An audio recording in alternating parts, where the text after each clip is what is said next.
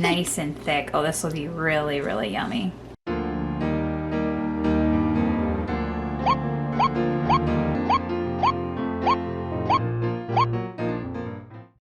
Here is my simple and easy way to make yogurt in the Instapot.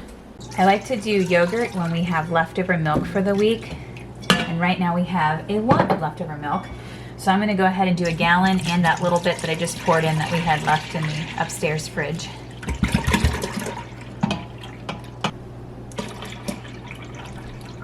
And then all you have to do, take and put this on, and then on the settings down here, you click yogurt, and you want it to do boil, and then you just let it go. It'll heat the whole thing up, and then it'll beep at you when it's ready to look at it. You want it to be right around 178, somewhere right in there, and then we can cool it down to 110. So I'll be back in just a little when it beeps. Go.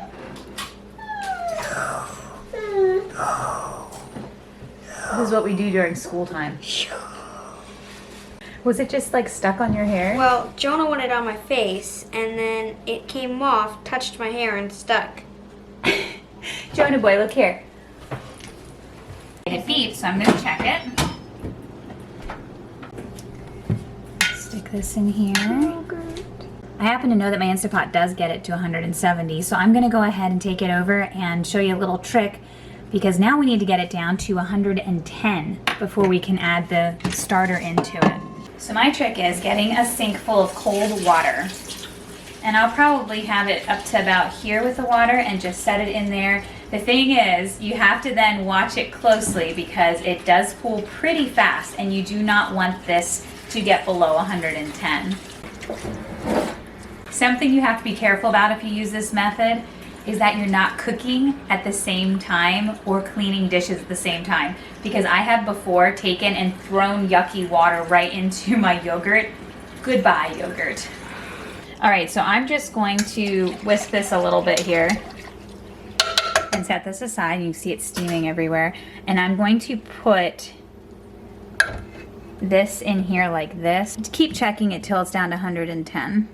We like to rig up this rubber band to hold it so that it will measure it, and we are now down to 110. So we're going to take this out. I'm going to move this over so it stops cooling so fast. And now we do the starter. So we take this, put some of this in here. There's a little trick I want to share with you. You can actually freeze yogurt. I take some of the yogurt from the store and I freeze it about a half a cup or a third a cup, something like that, in little molds, and put it in a bag, and I freeze it. That way, if I'm about to do yogurt and we don't have any store-bought yogurt in the fridge, I have some. I grab one of these out, I let it thaw. There we go, it's all thawed, and that's what I use as my starter. You can use yogurt from another batch that you've done, but I feel like each time you do that, it loses less and less, I want to call it potency. It doesn't like to thicken as well, so that's why I use store-bought as a starter. And you just mix it up real good in there. I normally use xylitol as my sweetener. However, I don't have any right now, so I'm going to go ahead and use cane sugar. You can also use honey. And I usually do 1/3 of a cup to a half gallon, so I'm going to do 2/3 cup for a gallon. And I add a splash of vanilla. All right, I'm going to take it, sit it in the Instapot, put the lid on, and you click on the yogurt setting, and I set it for 16 hours. In 16 hours, I'll open it up and it'll be nice thick yogurt. So see you in 16 hours. All right, here we go, 16 hours later. See how it's pretty thick? Oop, top layer's coming off. I like my yogurt like really, really thick. So I'm actually gonna make a little bit of Greek yogurt, which you just put some cheesecloth over top of a bowl and then put some yogurt in there. Most of it we'll just let like this because it's a good consistency, but I just really like really thick yogurt. So I just sit it like this in the refrigerator and let it drain. And then the stuff in the bottom is called whey. and you can use that in baking. This is what it looks like after being in the fridge for about 10 hours. We could have left it in a lot less than that, but I was gone for most of the day, so nice and thick. Oh, this will be really, really yummy.